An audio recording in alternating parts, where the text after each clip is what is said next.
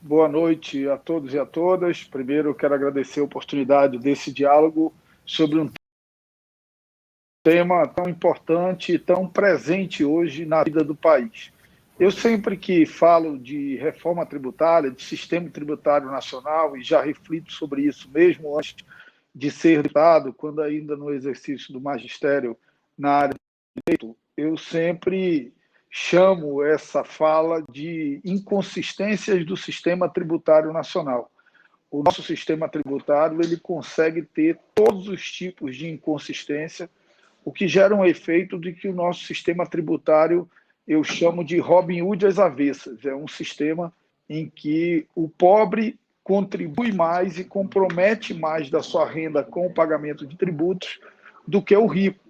Se você considerar que as áreas mais ricas das cidades têm uma maior presença do Estado do que as áreas mais pobres, os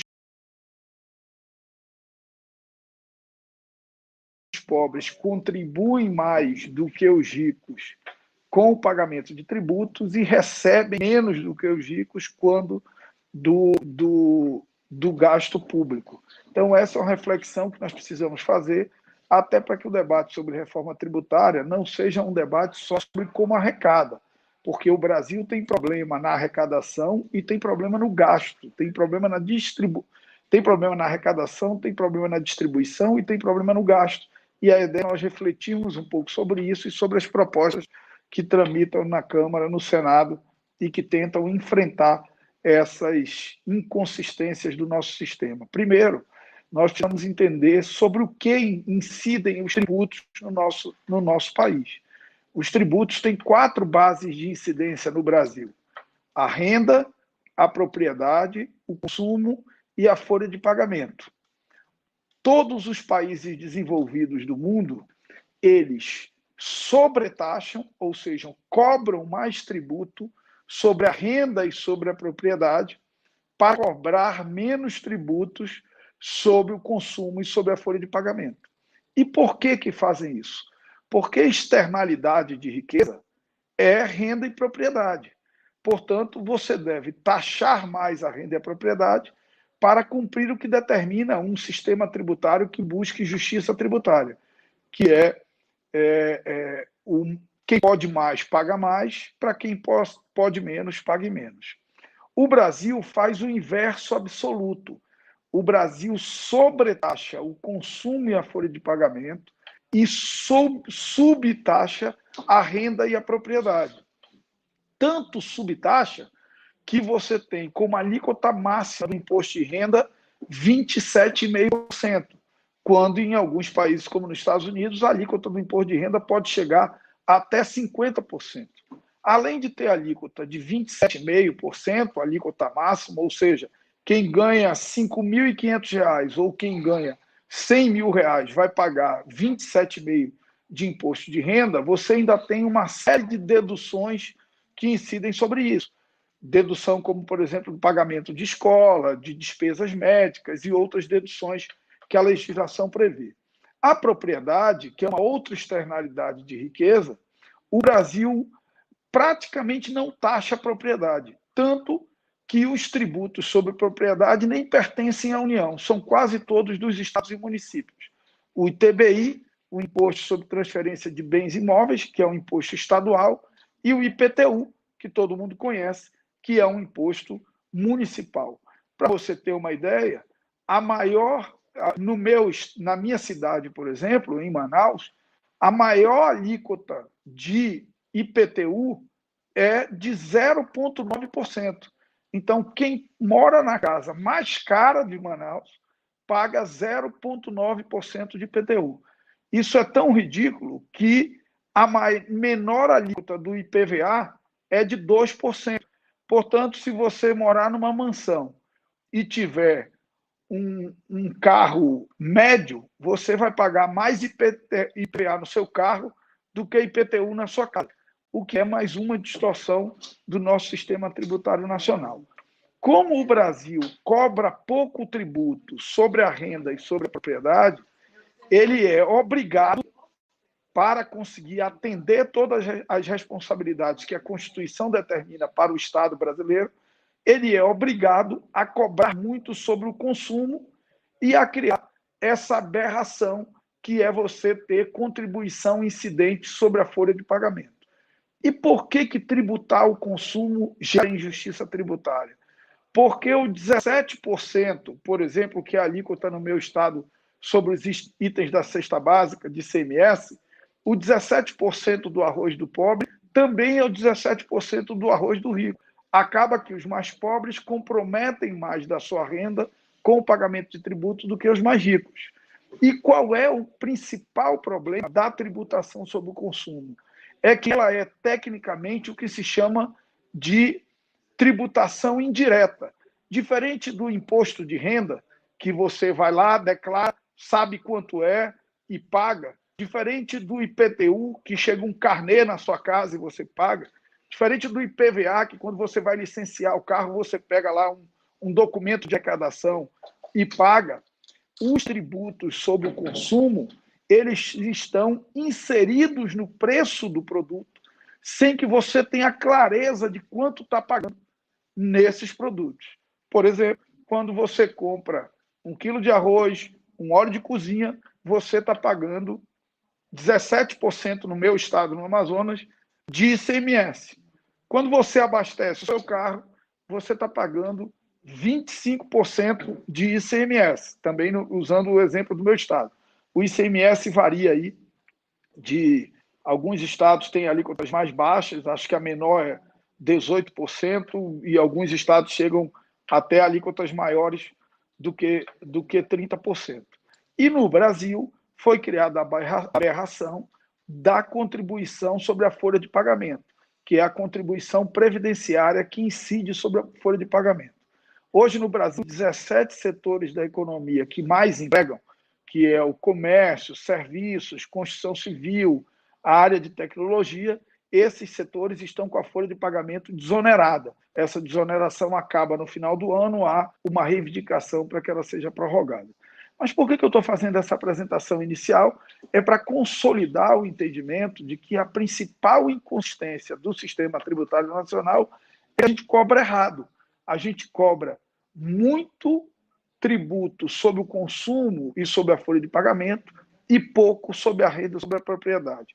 O efeito prático disso, consequência prática disso, é que no Brasil os pobres comprometem mais da sua renda com pagamentos de tributos do que os ricos. Portanto, eu quero iniciar essa minha fala desmistificando uma frase que ficou muito comum no Brasil, de que no Brasil se paga muito imposto.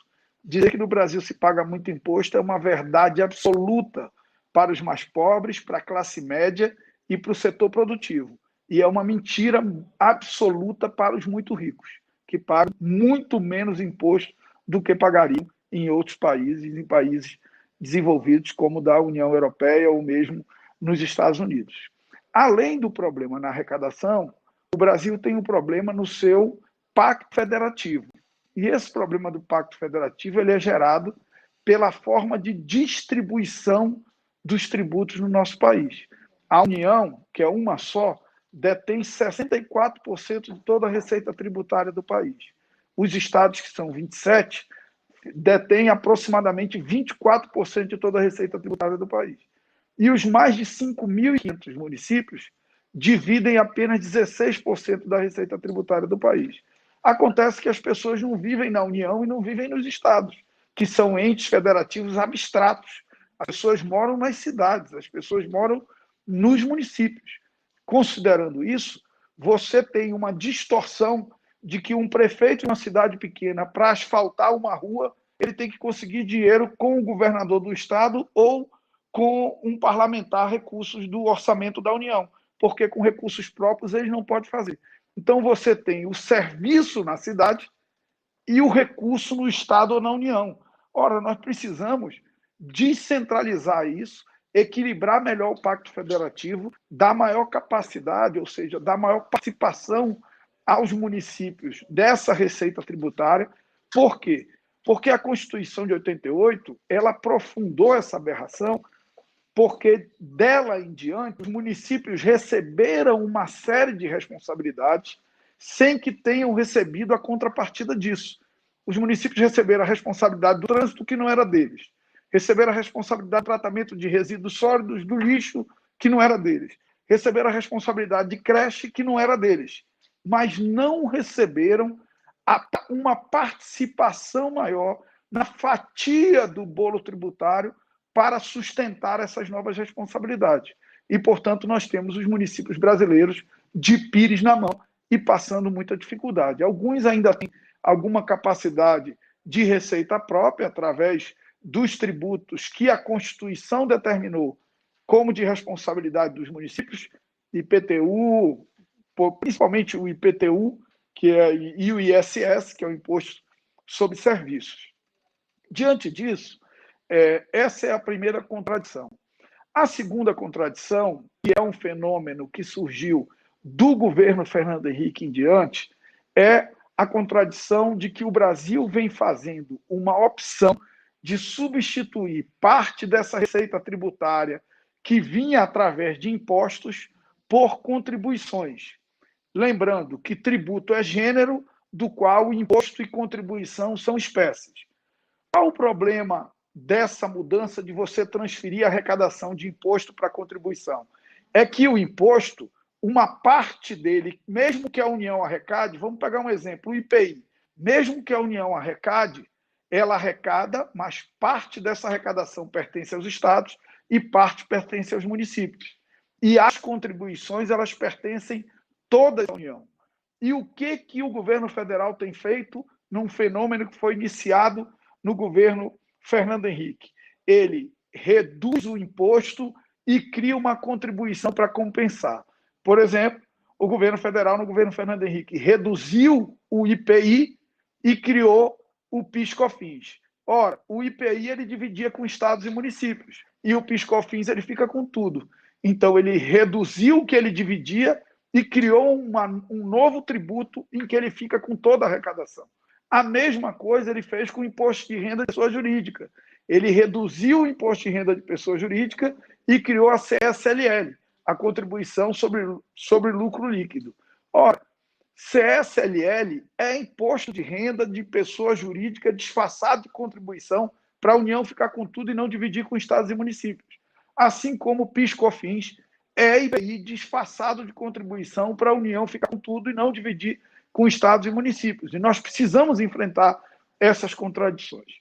Feito esse panorama do sistema tributário nacional, eu quero entrar numa análise crítica de tudo que tramita na Câmara ou no Senado que se possa chamar de reforma tributária. Esse debate começou absolutamente enviesado com a apresentação da conhecida PEC 45, que foi uma PEC elaborada por um instituto independente, coordenado por um professor chamado Bernard Api, que já foi do Ministério da Economia e do Ministério do Planejamento em governos anteriores. Ele construiu uma proposta que criava no Brasil um mecanismo de alíquota única, um tributo único nacional com uma alíquota única nacional. E quando da arrecadação, isso já ia pelo sistema sendo distribuído a parte dos estados, a parte dos municípios. Ora, o Brasil é um país de dimensões continentais, de profundas desigualdades regionais e que tem o desafio de distribuir minimamente no território nacional a atividade industrial, porque a atividade industrial ela é a atividade que tem maior cadeia, que mais agrega valor, que tem maior massa salarial. Então, uma hiperconcentração da atividade industrial em São Paulo, por exemplo, que é o que nós já temos, mas com a PEC 45 isso seria agravado, ela gera uma distorção, inclusive migratória.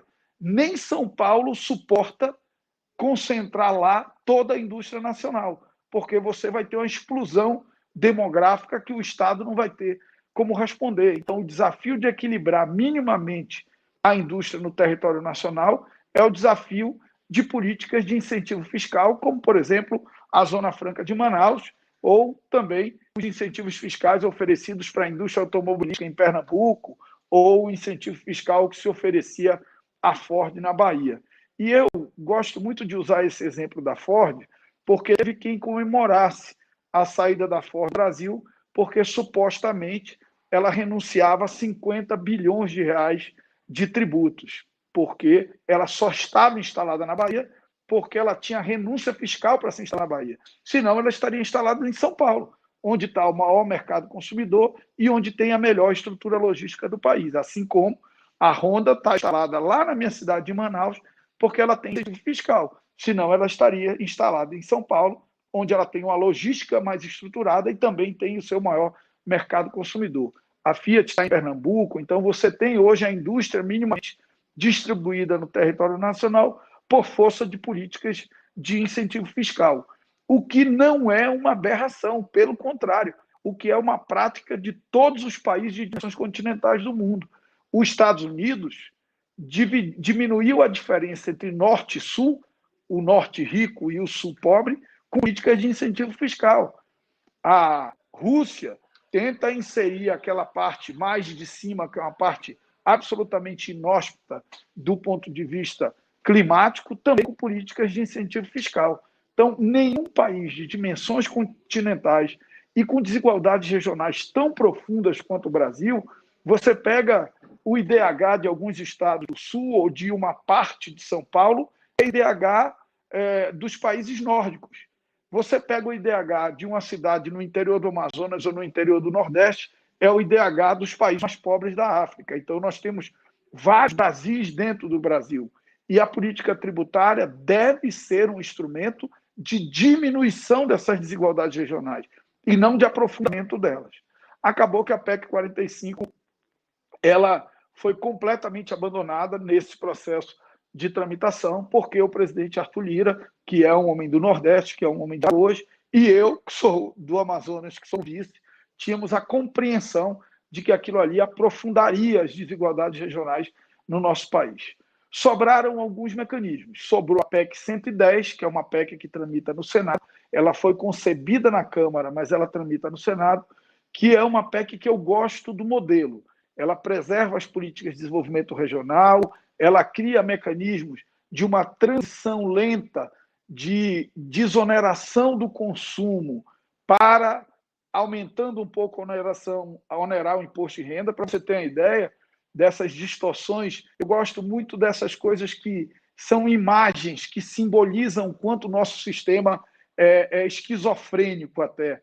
Se você tiver um Gol 1000 cara chata, daqueles antigos, você todo ano vai ter que pagar o IPVA. Se você tiver um iate ou um jatinho, você paga 0 de IPVA, porque o Supremo Tribunal Federal entendeu que o IPVA era sucessor da taxa rodoviária federal e que, portanto, só podia incidir sobre veículos terrestres, o que é uma aberração. O cidadão que tem um iate ou que tem um avião particular não pagar uma taxa e alguém que tem um carro, muitas vezes, para fazer Uber ou mesmo por seu deslocamento com dificuldade, pagando financiamento, tem que pagar um tributo que incide sobre isso. O fato gerador precisa ser ampliado, será. Nós até aprovamos já na Câmara uma legislação nesse sentido. E o governo federal optou pelo que ele chama de reforma tributária fatiada. Eu sou bastante crítico a esse modelo de reforma tributária fatiada que o governo federal tem apresentado, que para ele consiste em 4 etapas. Uma mudança no imposto de renda, que a Câmara já aprovou alguns dias atrás, que aguarda a votação no Senado. Uma mudança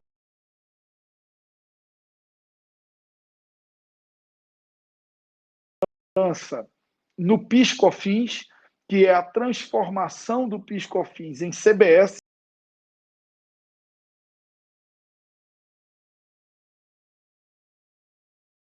em contribuição sobre bens e serviços. Eu vou já comentar sobre isso. Um refis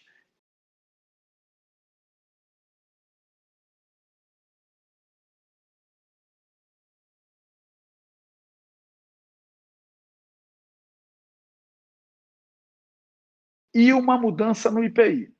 Como o refis não é reforma tributária, refis é refinanciamento para quem ficou devendo por conta da pandemia que colocou muita gente em dificuldade, eu vou tirar isso de dentro desse pacote que chamam de reforma tributária.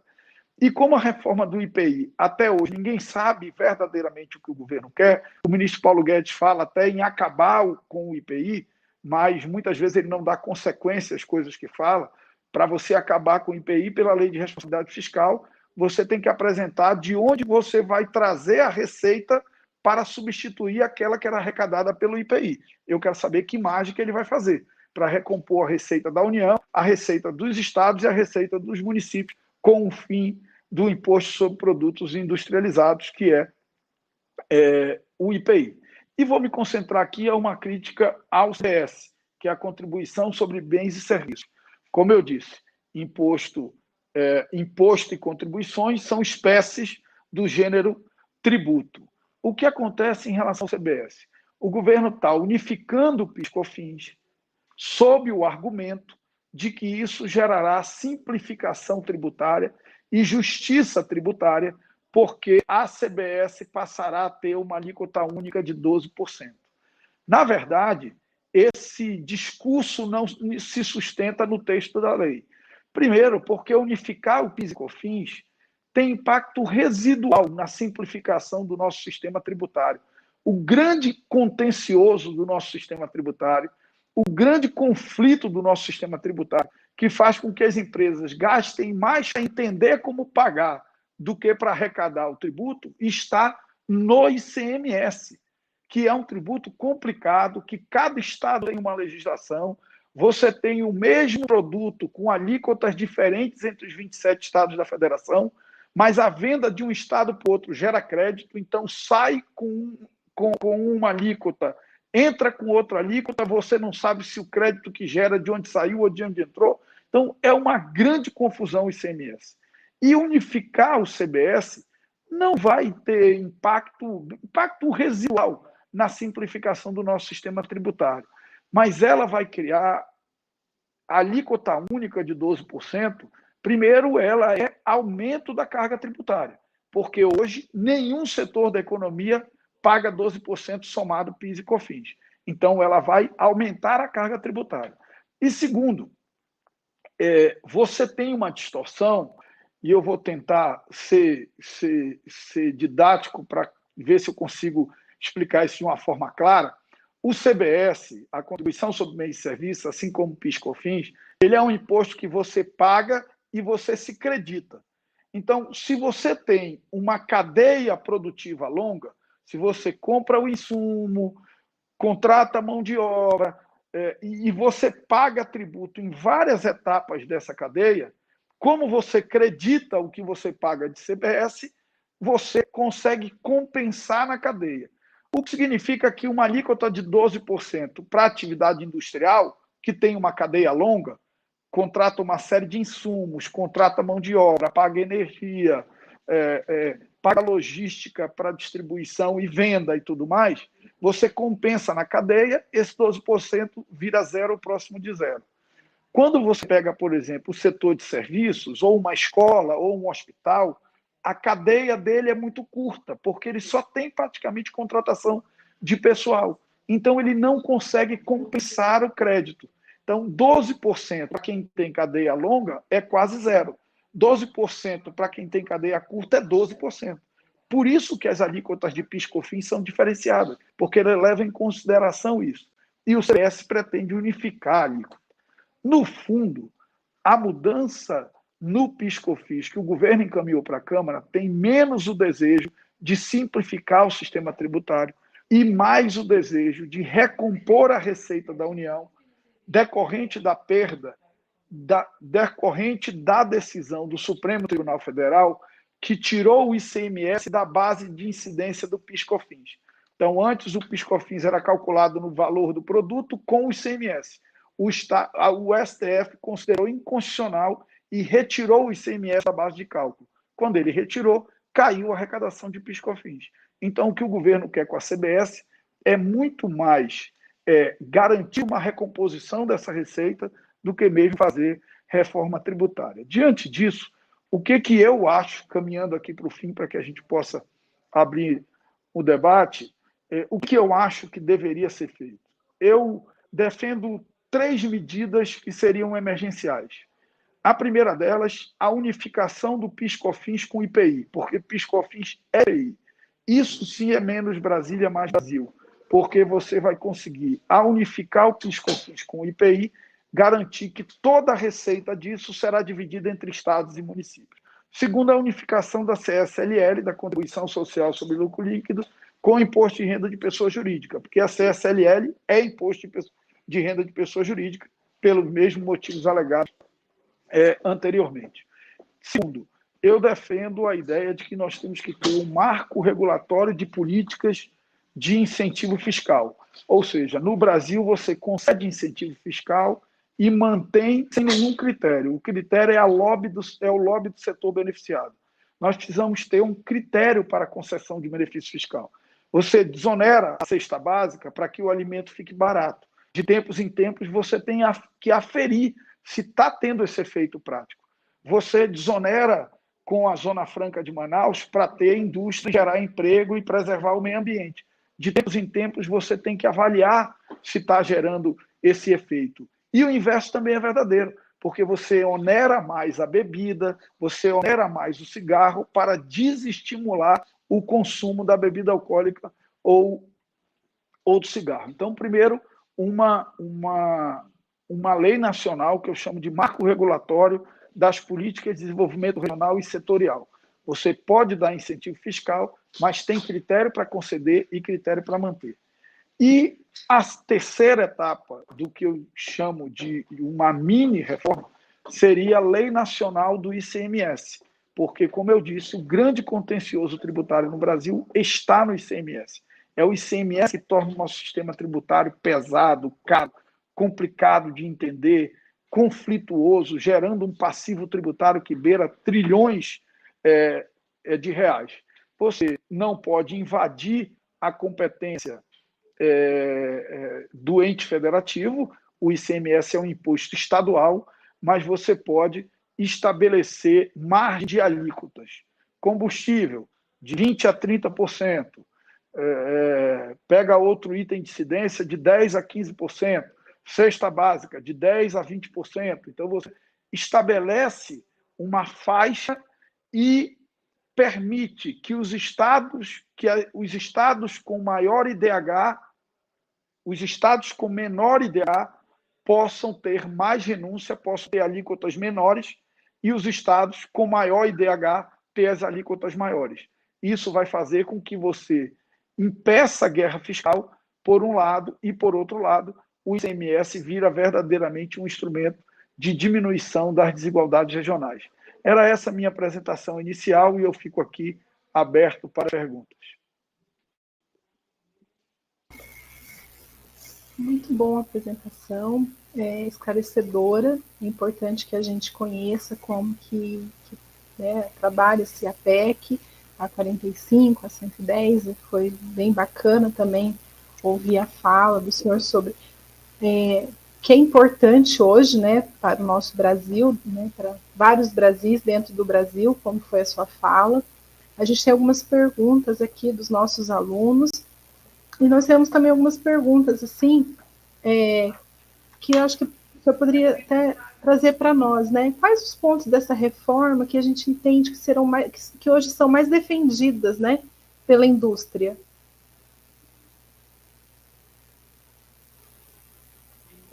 O principal objetivo da indústria no debate da reforma tributária é a simplificação.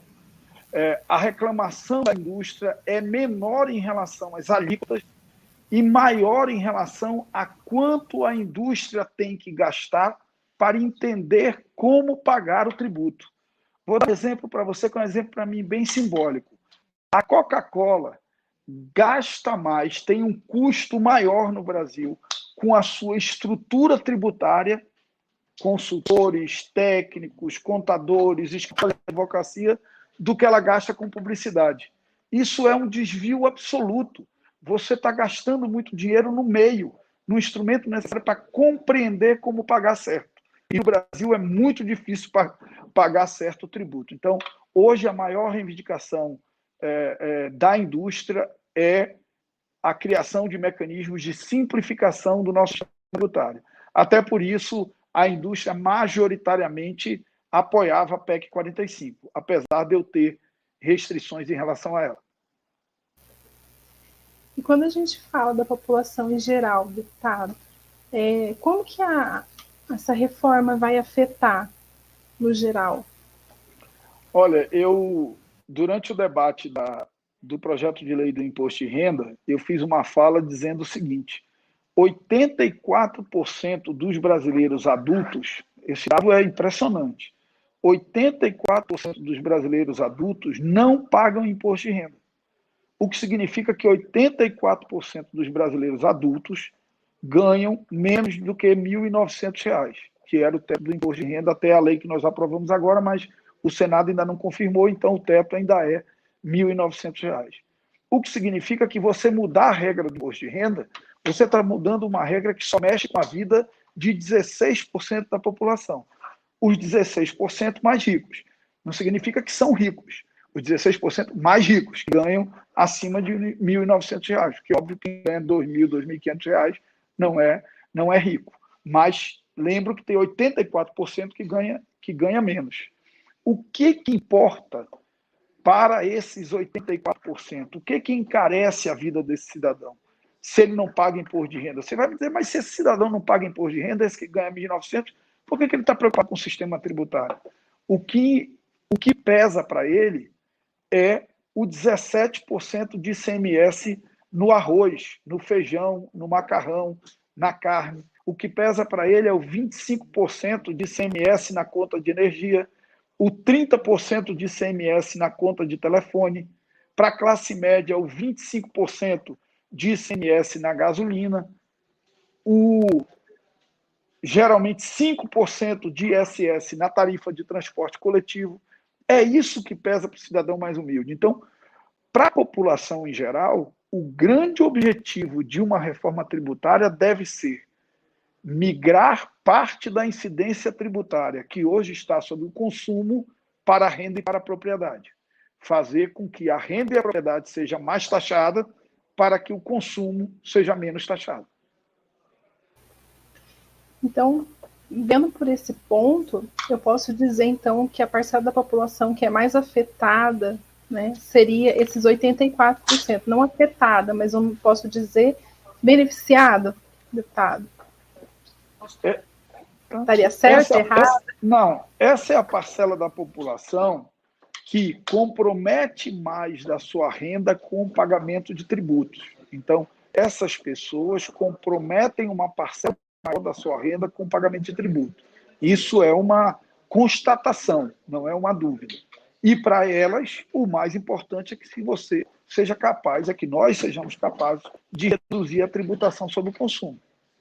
Reduzir o IPI do fogão, reduzir o ICMS da gasolina, reduzir o ICMS da cesta básica, reduzir o ISS da tarifa de transporte coletivo, reduzir o ISS da tarifa de água. É isso que vai chegar no bolso desses 84%, que são a maioria da população. Como você tem 84%, esses 84%, apesar da renda deles serem mais baixas, como eles são muito mais gente do que os 1% mais ricos, eles acabam contribuindo muito mais com a receita tributária do Brasil do que os mais ricos.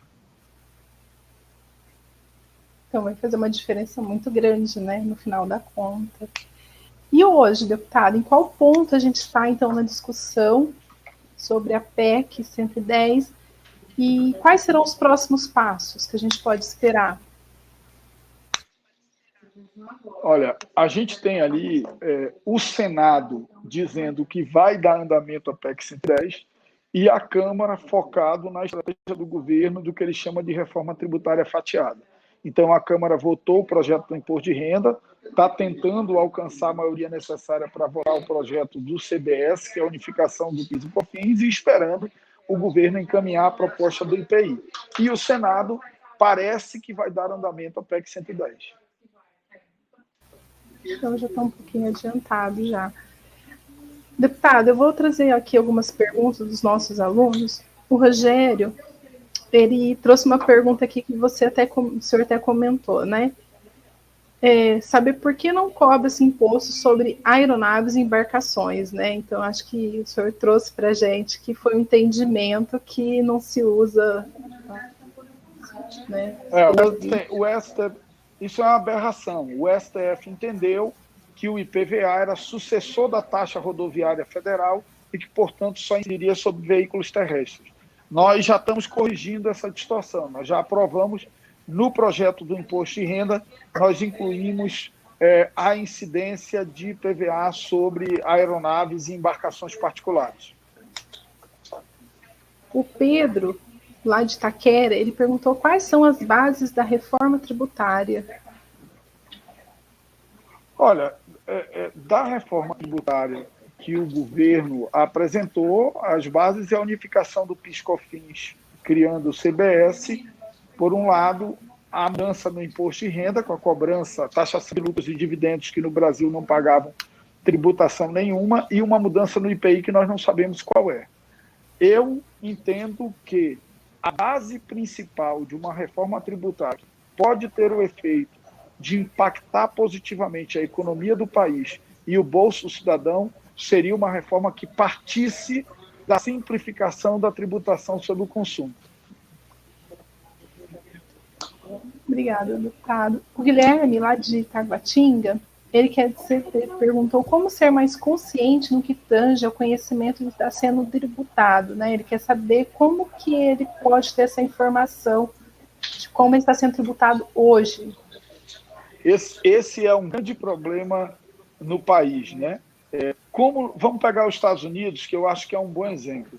Quem já foi nos Estados Unidos, quando você faz uma compra, na nota fiscal vem lá, vamos supor, você comprou essa caneta R$10, acho que o imposto lá é 8%. Caneta R$10, imposto 8%, 8% de R$10 é 80 centavos, valor total da nota R$10,80. Por que não dá para fazer isso no Brasil? Porque cada produto tem uma alíquota. Então, você teria uma nota fiscal, quando fosse fazer o rancho, de 50 páginas. Então, não tem sistema que aguente isso. Então, não é preciso, por isso é tão importante a simplificação do sistema tributário. Você vai lá na prateleira, quando eu era deputado estadual, eu aprovei uma lei e tentei fazer isso. Mas a mudança é tão grande que ninguém conseguiu. Que é o seguinte, você dizer, arroz, 1 quilo de arroz, R$10. Desses R$10, 17%, 1,70 é ICMS.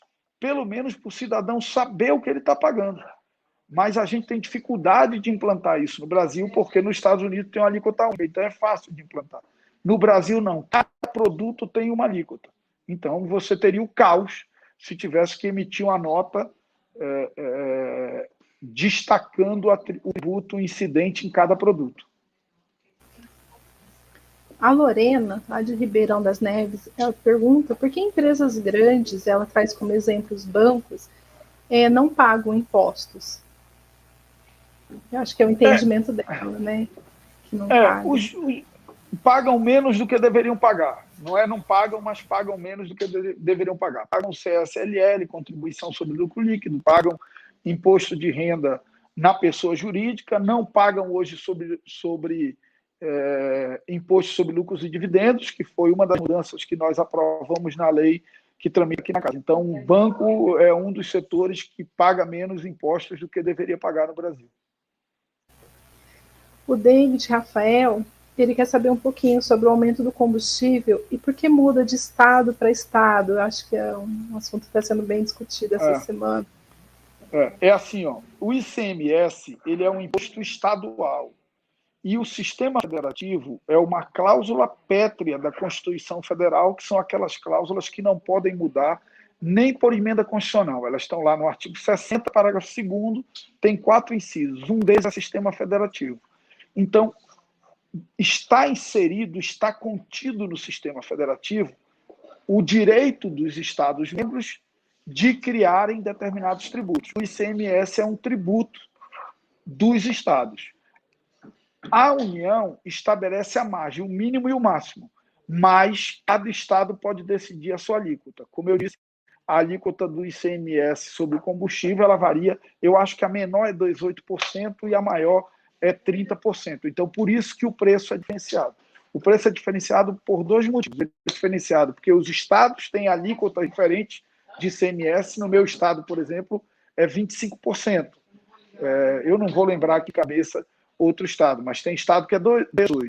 E também porque a política de preço da Petrobras é ancorada no dólar. Então, o dólar está com câmbio muito alto, o barril de petróleo está muito caro, fica muito caro o combustível. E óbvio que você tem ali um custo de logística.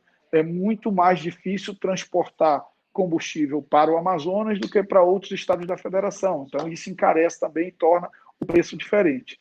Nós, inclusive, eu estou aqui fugido de uma reunião de líderes que está tendo aqui na casa do presidente da Câmara, aqui na residência oficial, que está tratando essa questão do ICMS, que a ideia é criar um padrão mínimo nacional do ICMS, pelo menos durante essa crise do sobrepreço do combustível. Importante saber que isso mas nós não podemos, constitucionalmente, nós não podemos estabelecer uma alíquota única nacional. Isso invadiria a autonomia federativa dos Estados-membros, que é a cláusula pétrea da Constituição. Sim, mas só de estar fazendo uma discussão é muito importante para nós sabermos. Bacana. Sim. Amanhã, acompanhem que amanhã nós devemos ter essa matéria no plenário da Câmara. Bacana, vou acompanhar. O José, lá de Cuiabá, ele pergunta assim, a tributação poderia ser mais justa, igualitária para favorecer os menos desprovidos de recursos. Aí ele pergunta para o deputado, qual a sua opinião a respeito desse ponto de vista? Eu tenho absoluta concordância. O problema é que, assim, tributação mais justa e igualitária é igual a tributar menos o consumo e mais a renda e a propriedade. É a única forma de diminuir a injustiça tributária. É diminuir os tributos sobre o consumo, sobre o arroz, sobre o macarrão, sobre o preço do gás de cozinha, sobre o fogão, sobre a geladeira, sobre a passagem de transporte coletivo, sobre a conta de água, sobre a conta de energia. Você diminuir a tributação sobre isso e, para compensar, aumentar um pouco a tributação sobre a renda e sobre a propriedade. Esse é o único caminho para promover justiça tributária. O Raimundo pergunta, lá de Osasco, quais são as principais diferenças entre o sistema tributário atual e o modelo proposto pela PEC 45, e eu vou colocar aqui também a PEC 110, né? Que eu acho que está sendo discutido, então é importante a gente ouvir. São duas PECs muito técnicas. Eu não vou conseguir dizer quais são as diferenças, eu vou tentar aqui destacar alguns aspectos que são relevantes nessa história. Nosso sistema tributário atual, ele tem uma cesta de tributos. Então, você tem ICMS, você tem IPI, você tem PIS/COFINS, você tem CSLL, você tem uma cesta de tributos que incidem sobre o consumo. O que a PEC 45 fazia era transformar todos esses tributos que incidem sobre o consumo num tributo só, nacional, com uma alíquota única nacional. Então, isso é a PEC 45.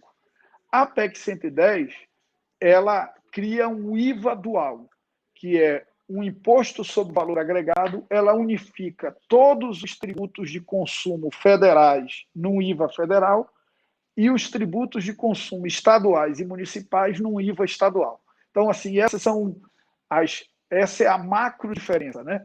É a partir disso que você tem uma série de outras diferenças. Mas o principal hoje nós temos uma cesta de tributos sobre o consumo. A PEC 45 transformava essa cesta num tributo só com alíquota única nacional, e a PEC 110 transforma em dois tributos, um federal e um estadual. A Jussiane, ela pergunta quais os impactos da reforma tributária. Depende de qual reforma. É porque reforma tributária pode ser boa ou pode ser ruim, né? Uma reforma tributária que migre parte da tributação do consumo para a renda é uma reforma boa.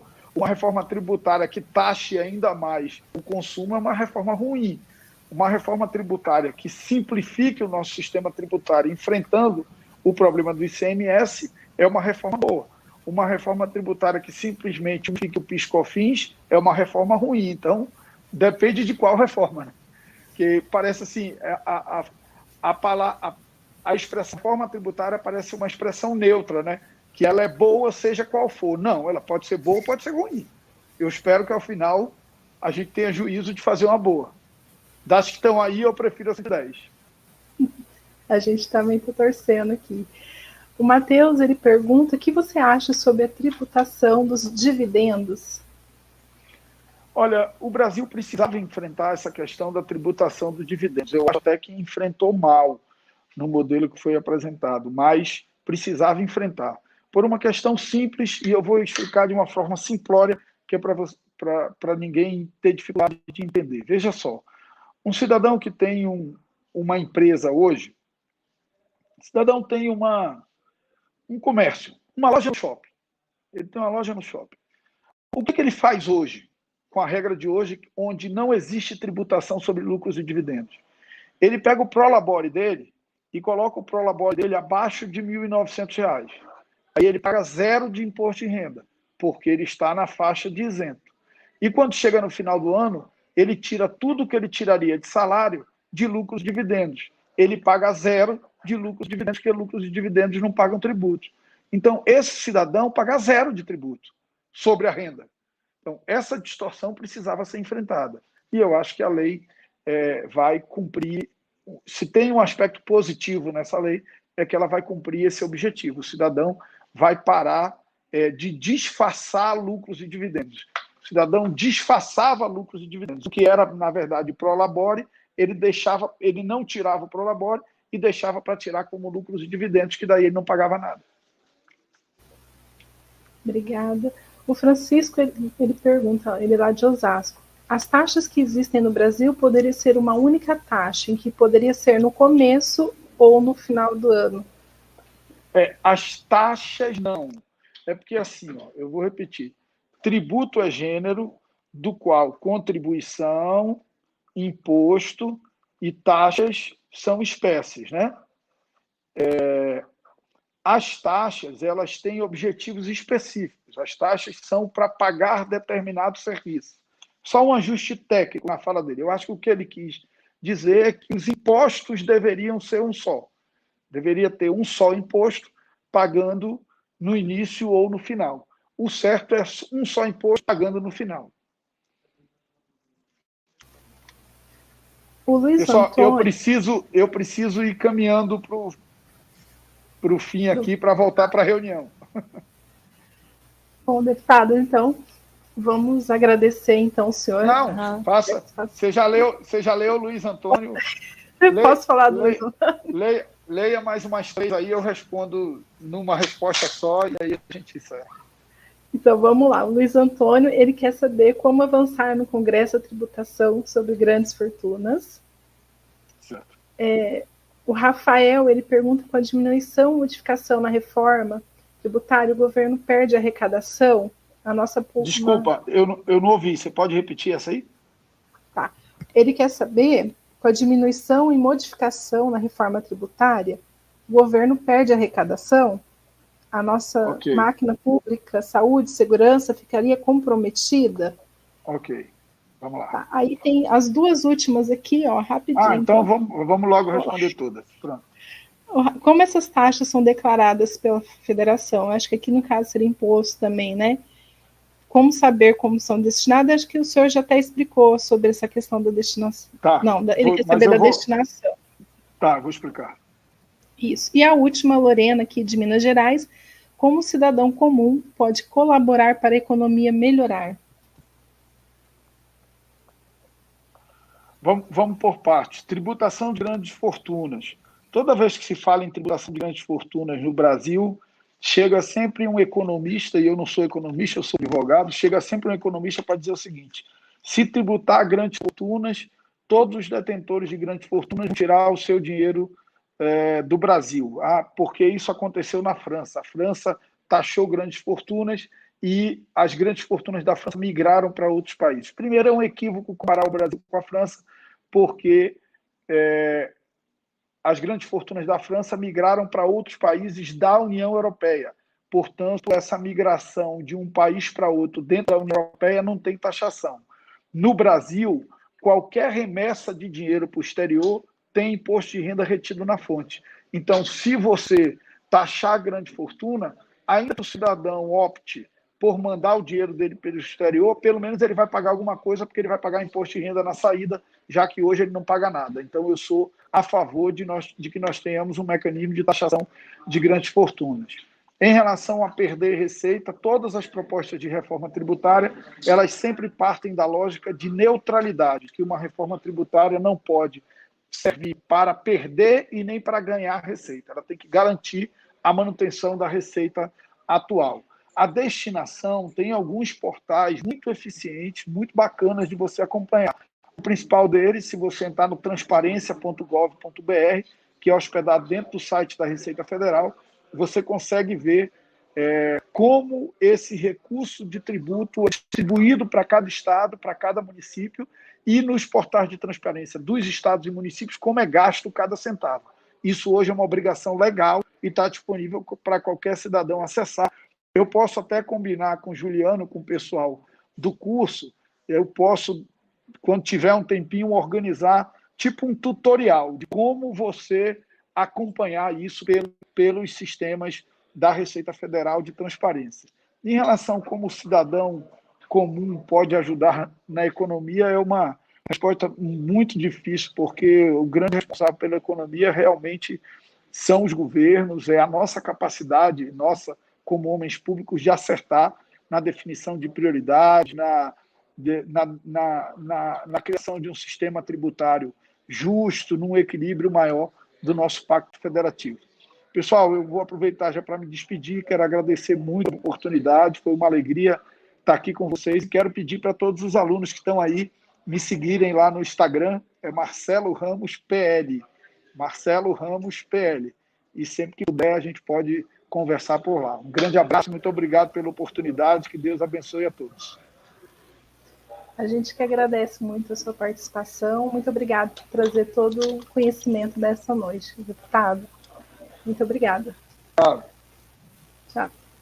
E para você que ficou aqui conosco até esse momento, a gente tem um mega presente, o nosso parceiro, o Grupo GEM, ele trouxe então para você, para todos os nossos alunos e alunas que estão acompanhando a semana de cursos, a mochila do estudante. Então é só você apontar o celular para o QR Code que está aparecendo aqui na tela, olha só, coloca aí e vai então, você vai ser redirecionado para o site com centenas de opções de cursos e capacitação em diversas áreas de conhecimento, e a melhor parte disso tudo, turma, é que é tudo de graça. Esse acesso é válido por 1 ano. Então, corre acessar aí o QR Code, de o pessoal colocar novamente aqui a mochila do estudante. Então, vale também lembrar para todos vocês que a grade com os horários e os temas das entrevistas, né, ao longo da semana, vai ficar, então, aqui no AVA, vocês podem conferir. E nós ficamos, então, por aqui. E para você, aluno, aluna, bons estudos e um sucesso, e até uma próxima oportunidade. Um abraço.